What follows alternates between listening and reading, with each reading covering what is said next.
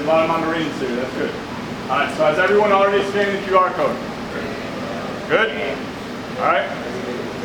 All right, let's start. All right, so this is the first FTAP brief for today. All right, you should all be FY25 Marines. That's why you are all here. All right, does everyone know what that means? Does everyone know why they're here? Everyone should be tracking why they're here, right? It's not just one of those things where you were told to come. All right, so you're all here because you were coming up on your re-enlistment submission window. Whether you guys, as of right now, want to re-enlist or not, you still need to be here, which is why you are. This is all good information to have. All right. So once again, you're here to know your options, even if you don't plan on it. All right, maybe 6 months from now, you change your mind. All right. After you get today's brief, you will have the information in case you do end up changing your mind. All right.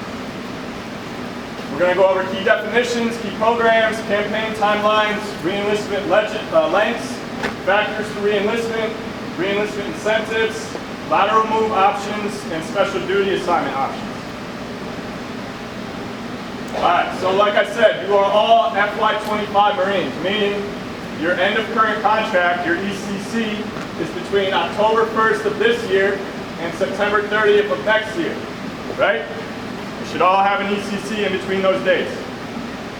All right, another key definition, boat space. Has everyone heard that term before? All right, each MOS has a certain amount of boat spaces that they can re-enlist each FY. There's not just an unlimited amount, all right? That's just not how it works, all right? Larger MOSs like Motor T, Supply, they obviously have a much larger boat space than smaller MOSs like the 59s or the 72s. Alright, fast filling MOSs. All that means is an MOS that traditionally has more requests for re-enlistment than available boat spaces. Alright, that means for those MOSs that are fast filling, it's encouraged that you re-enlist earlier than later, alright, unless you're going to risk losing a boat space. Alright, we'll get into that more later on. And EDSI, which is Enhanced Duty Station Incentive. Alright, this only applies to our CRP Marines, so there should be a few CRP Marines in the audience. Alright, you should already be tracking on what that is. Alright, the EDSI means that you can choose a specific unit that is available to your MOS and your rank. Alright, and we'll go into the DSI, which is for everybody else later. Alright, FTAP. The only one we're going to worry about right now is FTAP. That's what you all are. It's just a fancy term for Marines who are still on their original contract, meaning you're still on the original contract you signed with your recruiter from boot camp. Alright, none of you have re-enlisted yet. If any of you in the audience have re-enlisted yet, alright, you're more than welcome to stay, but you are technically at the wrong brief. Alright? CRP, I already went over that. All the CRP Marines in the audience should already be tracking what that is. Alright? And you should also know, if your career planner didn't tell you, that you can submit an SDA with the re-enlistment. Alright, it doesn't have to be separate. CGRP, I'll go over that real quick. Alright, you don't need to worry about that right now. That's only if later down the road, if some of you who decide you don't want to re-enlist right now, but like, you know, there's always a few of you, alright? It always happens every year where like a Marine comes to the career planner a couple months out from their EAS and they change their mind about re-enlistment. Alright, and then potentially that Marine's boat spaces are capped out. So one of the only options they have to stay in the Marine Corps is to either partake in the CGRP, which means they get their commanding general's authority that says, hey, even though this Marine's MOS is capped out, I believe they should still have the opportunity to re-enlist. Or you're going to have to lap move into an MOS that has available boat spaces, and to be honest with you, usually it's not a good selection. Alright, but I won't really get into that right now. That's a case-by-case situation. Alright, this is the FY25 Enlisted Retention Campaign Timeline. This is not just for FTAP, alright, this is for STAP, CAP, our CRP Marines as well. Alright, but like I said, this is FTAP brief, so we're just going to focus on the FTAP part of it. Alright, so CRP, alright, you all should be tracking that it started January 1st and it ends March 31st. Alright, so all the CRP Marines should know that if you do not submit by March 31st, you lose out on that EDSI, which means you will no longer be able to pick a specific unit. You'll join everyone else and only be able to pick a specific duty station, meaning if you want to go East Coast, you can put Lejeune, New River, Cherry Point, or if you want to go West Coast, you can put Pendleton, 29 Palms, and Miramar. All right? Now, the majority of you right now, applies to you, all right? You should all be tracking that your submission starts a month from tomorrow, all right? April 1st. April 1st is the first day that the normal FTAP population, so all of you, can submit for re-enlistment. Alright, I know I already told my Mass 2 guys to start coming to see me tomorrow. Alright, yeah, you can start coming to see me now. Alright, the career planner can give you the package out like a month out because signatures are good for 90 days. Alright, so if the career planner gives you that package now, you do your part, you bring it back to them. It should be in time for April 1st. That way, your request can get submitted on time. Alright, now, you don't have to submit on April 1st. As it says right there, you have until July 31st. But, in my personal opinion, the earlier you submit, the better chance you have of getting what you want. Alright, so, for example, there could be 5 7242s that apply on April 1st that want Pendleton. Alright, and then 2 months later, another 7242 wants the same thing, but there's no more allocations because those 5 took it already. Alright, does that make sense? So you just got to think about that in terms of timing. Alright, like I said, no one's forcing you to re-enlist on April 1st, but it's encouraged, the earlier the better. Alright, so April 1st to July 31st. Alright, now, if you decide to re-enlist after July 31st, alright, it is still possible. However, it's going to be dependent on boat spaces at that point. I already went over boat spaces. Alright, so, after July 31st, it's really the luck of the draw. Alright, it's all about timing. Alright, and keep in mind as well that, let's say you re-enlist in April, this April, right? But you still have a year left on your current contract, meaning, you re-enlist in April, but your ECC isn't until April of 2025. All right, you have to add on that remaining time on your current contract to your re-enlistment. So if you re-enlist for 2 years, that 2 years becomes 3 years, right? If you re-enlist for 3, that 3 years becomes 4. All right, if you re-enlist for 4, it becomes 5. Does that make sense to everyone? All right, I know it can blow some people's minds. All right, just think about it like this. You're not really adding any additional time. You're just making up for what you already signed up for. Does that make sense? So just keep that in mind. It's not, it's really not that complicated as much as it sounds. All right, and then second to last on this page, beginning this year as well. All right, like the 7242s in my unit, the 59s, you guys all signed 5-year contracts out of boot camp, correct? You guys are all on original 5-year contracts. So technically, all right, the Marines who are FY26 right now on those 5-year contracts, all right, if they were on a 4-year contract, they would be able to re-enlist right now. All right, so the point is, Headquarters Marine Corps is going to allow those Marines the opportunity to re-enlist this year. All right, so if you're an FY26 Marine, which I know none of you should, none of them are here right now, but it's good information to have to pass. All right, if they're interested in re-enlisting early, they also have that opportunity. All right, so I won't go any more into that. And then DAP, all right, it's big right now. I know some of you are talking to me about reserves. If you don't want to stay active duty, that's fine. All right, you can still stay green by joining the reserves, going through the DAP program, all right, the direct affiliation program.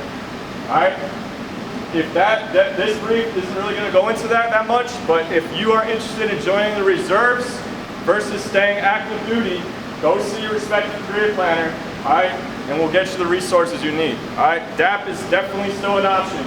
All right, whether you don't want to stay active duty or you want to go back to the States and get closer to home, whatever the reason is. All right, so just always know that reserves is an option. All right. Any questions on this page? All right, just know you guys' submission window is April 1st until July 31st. All right.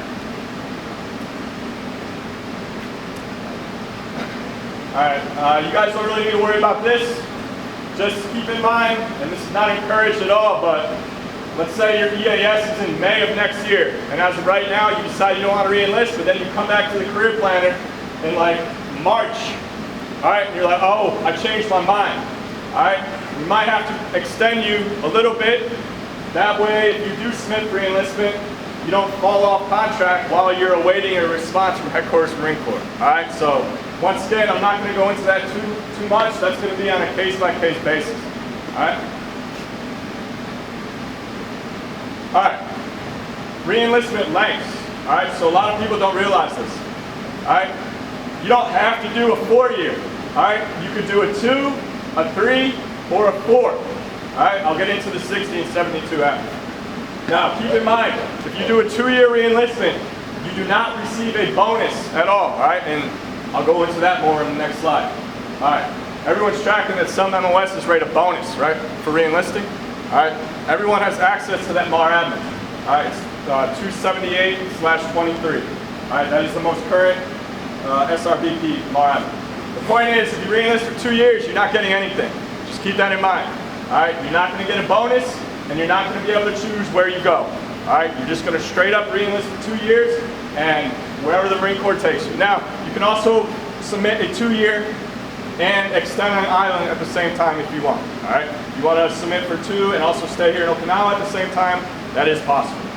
All right, so in order to get some sort of that bonus, it needs to be a minimum of a 3-year re-enlistment, so 36 months. All right, now, if you want to get the full bonus, the full amount, it has to be 4 years. All right, if you do a 3-year, you're only going to get a percentage of that amount. Does that make sense? All right.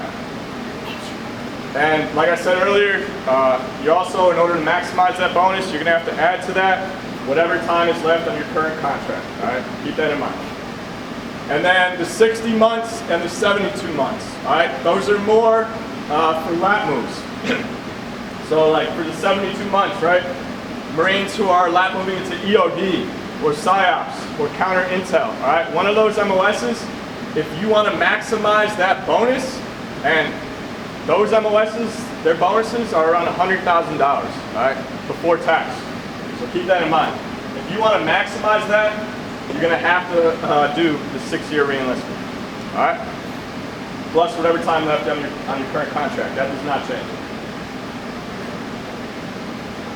All right, so, you know, Lance Corporal Underground, E4 Mafia, right? Make sure you go to your career planner to freaking get the right word, all right? Don't, you know, if you hear a rumor about something, whatever, it may not be true. Always go to the career planner, always go straight to the source, figure it out. If I don't have it or one of the career planners doesn't have the answer for you, we will get the right answer for you, all right? So just keep that in mind.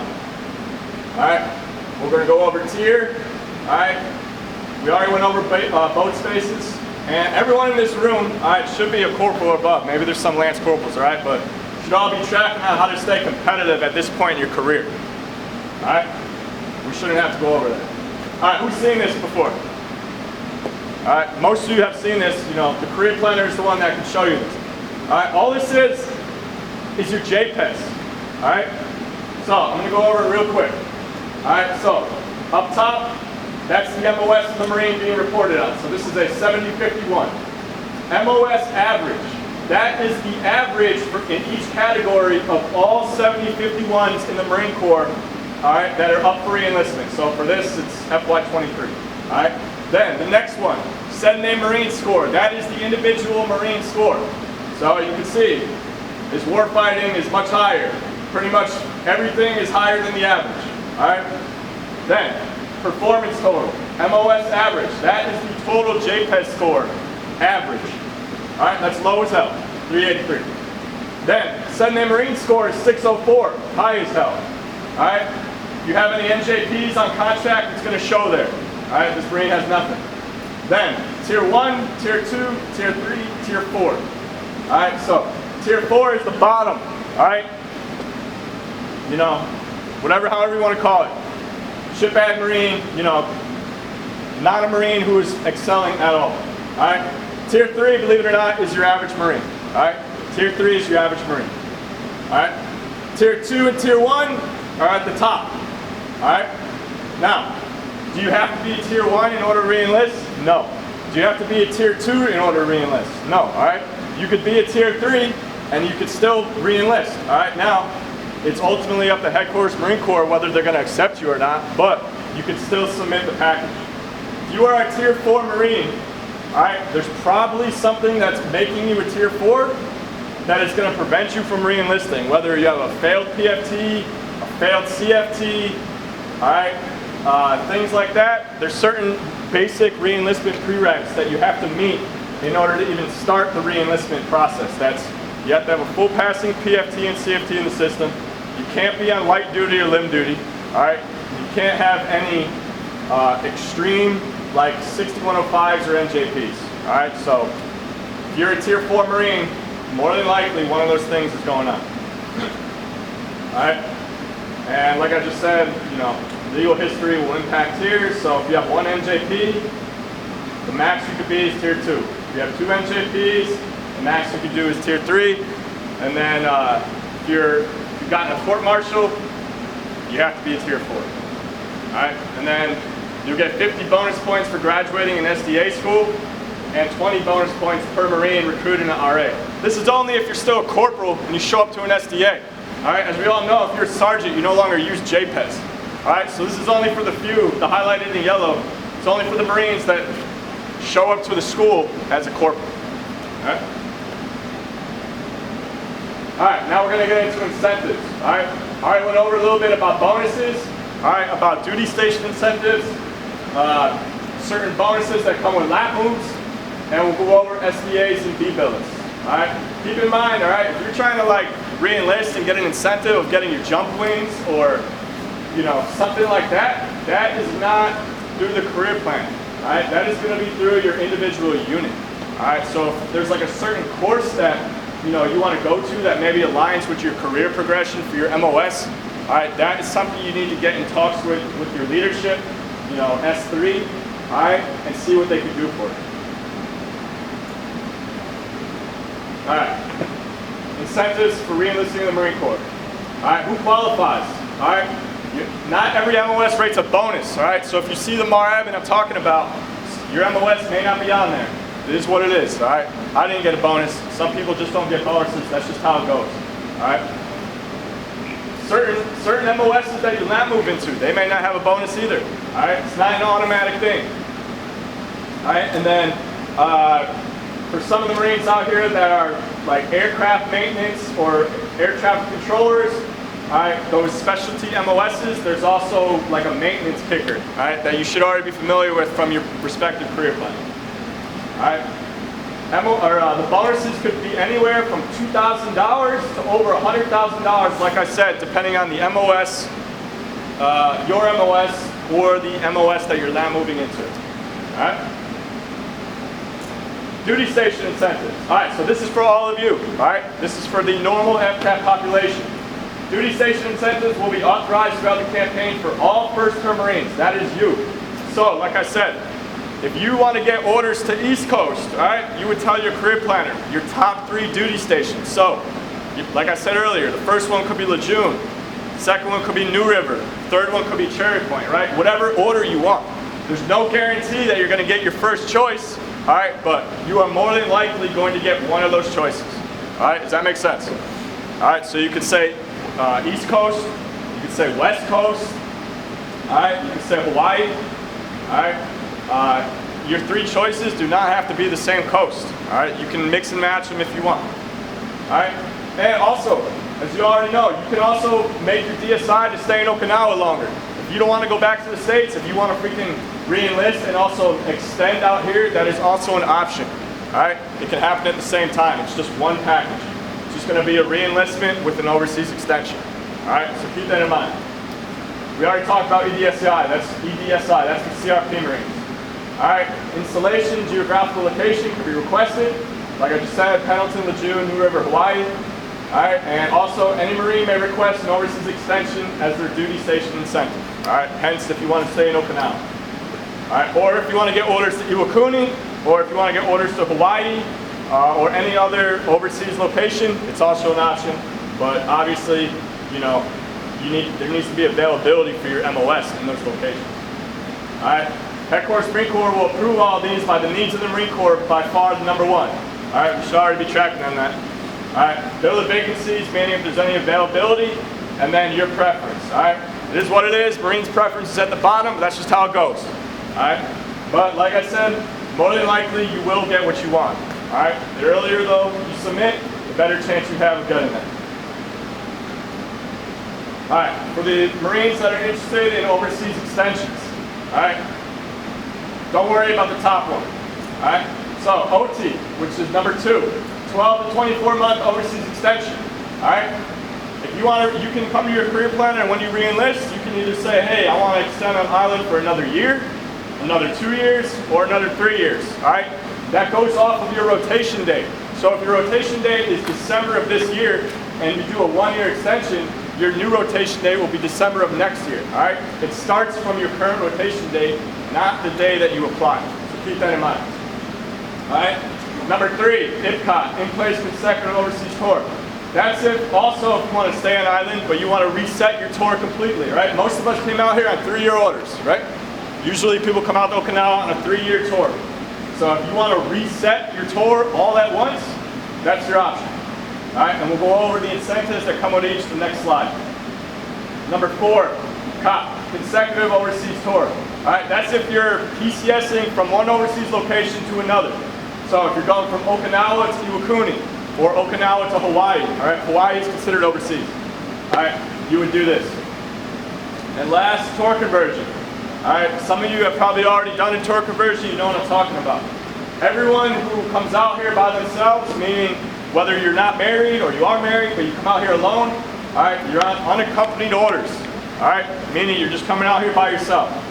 If you end up getting married later on while you're out here, or you were already married before you joined, but your wife or whoever, your husband, your kids, they didn't come out here with you, you're going to have to do a tour conversion. You're going to have to change your orders to a company. All right, once that tour conversion gets approved, the day that it gets approved, it resets your 3 years on Okinawa. All right, so keep that in mind. You can also do a tour conversion with the re-enlistment at the same time if that's what your situation is about, depending on if you're about to get married or you already are married. All right, keep in mind though, for the tour conversion, you have to be married in the system in order to do it. All right, you can't come to the career planner and say, hey, I'm getting married in a month, can I start the tour conversion? No. Once it says married in the system, then you can come back to the tour conversion. All right? All right, these are the incentives for each type of overseas extension. All right, so for the OT, all right, which is the 12 to 24 months, all right, you could choose one of the following. There's 3 options. You can choose one of them. $2,000 in monthly payments of $166.66 for 12 months, all right, which equals $2,000. 30 days of leave, or 15 days of leave with round-trip tickets to the port of entry. The closest port of entry to Okinawa is Seattle, and that's only for yourself. It's not for dependents. All right. So you see how it says reimbursed? What that means is, all right, you decide to take the 30 days of leave incentive. Once you pass your original rotation date, you have from then until your new rotation date to execute one of these incentives. All right. You would take all 30 days of leave at once. All right. Don't break it up. Take it all at once. All right. Meaning you have to have 30 days on the books. All right. Once you have 30 days on the books, go take 30 days at once. All right. Or you can take more than 30 days. That's fine. But you're only going to get reimbursed up to 30. Once you come back from that, and this applies to the 15 days of leave as well. All right. Same thing. Once you come back from the leave, all right, you're going to submit an e-part of IPAC saying, hey, I took leave from this date until this date for 30 or whatever days. All right, attach a copy of the approval, which you'll get from your career planner as proof that you got this as an incentive, and IPAC will reimburse you those days. Does that make sense? So if you choose the 15 days or the 30 days of leave, you first take the days of leave, then once you execute the leave, you come back and IPAC will reimburse you those days. All right, does that make sense? IPCOT, all right, if you want to just reset your 3 years on Okinawa straight up, the incentive is a paid trip, meaning round trip travel to your home of record for you and any dependents that you may have. Keep in mind, you can choose an alternate location if you don't want to go back to your home of record. All right, home of record means where you were at when you first enlisted in the Marine Corps, regardless of if that's where you were still at or not. All right, so for example, if you're from California, but you don't want to go to California, you want to go to Thailand, right? Being out here. You may choose an alternate location and receive reimbursement for up to the cost of that trip. So, if the alternate location that you choose costs more than what it would cost to go to your home of record, you have to pay the difference. Does that make sense? All right. And COP, consecutive overseas tour. Same thing. All right. Same incentive as in COP. Okay. And then tour conversion. I already told you the incentive with that is you're now changing your orders to a company, so you're going to be able to bring your dependents over with you to wherever you're at. So if you're in Okinawa, your wife or your kids are in the States, once you do a tour conversion, they can now come out over here and live with you. All right, any questions on these incentives? No? All right, lateral moves, all right? Some of you have already started lat move packages with me. All right, some of the critical MOSs right now that are popular, I already told you some of them, EOD, PSYOPs, CID, CID, EOD, all right, counter intel. These are all very in-demand jobs. All right, that also come with very hefty bonuses if you successfully complete the schoolhouse. You're not going to get the money unless you complete the schoolhouse. All right. It's encouraged that if you guys are interested in lat moving to one of those MOSs, you start that package now. All right. Do not wait until the last minute. Go to your career planner now. Verify that you meet all the prereqs for that lat move, and then we'll go from there. Certain MOSs require you to have a GT score of 105 or 110 or higher. All right, so if you don't have that, all right, and you still want to go ahead and lat move, for that situation, you would have to retake your ASVAB, all right, and try to get a higher GT score. All right. Like I said, all right, all re-enlistments in conjunction with the lat move will be for at least 48 months. All right, some require 60, but for most of those critical MOSs, if you want the full bonus, you're going to have to do a 72-month, which is the 6th year. All right. Keep in mind, lat moves are not entitled to a duty station because you're lat moving. All right. So that means if you get approved for the lat move, you're going to go to that schoolhouse, right? And if you successfully complete the schoolhouse, it's going to be up to the monitor at that point or the schoolhouse personnel on where you go. All right. So just keep that in mind. Your incentive for lat moving is to lat move. All right, you're not going to be able to choose where you go. All right, I already talked about the bonuses. All right, and the prereqs. Like I said, certain ASVAB scores. All right, some MOS is required to have a first class. All right, some MOS is required to have a top secret security clearance or be eligible to receive a top secret security clearance. All right, and there's other special docs and screenings that come with each. Like I said, that's on a case-by-case basis. Go to your career planner to get more information on the individual lat move that you're interested in.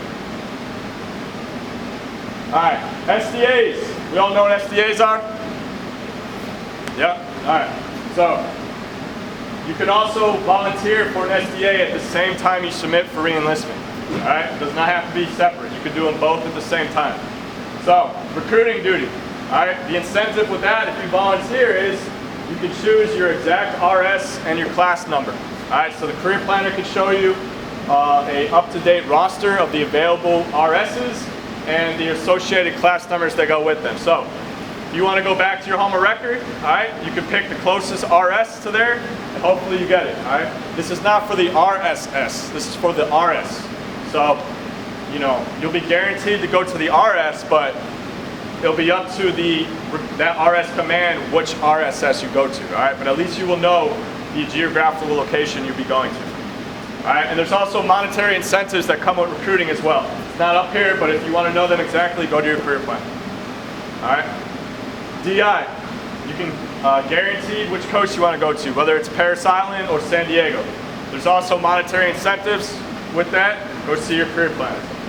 All right, and MSG. There's MSG Deck Commander, which does not apply to any of you because you have to be a staff sergeant or above. All right, what does apply to you is MSG Watch Standard. All right, that is technically a B billet, all right, but you can still consider it an SDA in terms of volunteering while you re-enlist, or at the same time you re-enlist. All right, and then combat instructor, same deal. All right, technically not an SDA, it's a B billet, but once again, you can volunteer at the same time. Does anybody have any questions about the SDAs? No? Bottom line is, you can volunteer at the same time. All right, keep that in mind. All right. Any questions for me? At all? Nothing?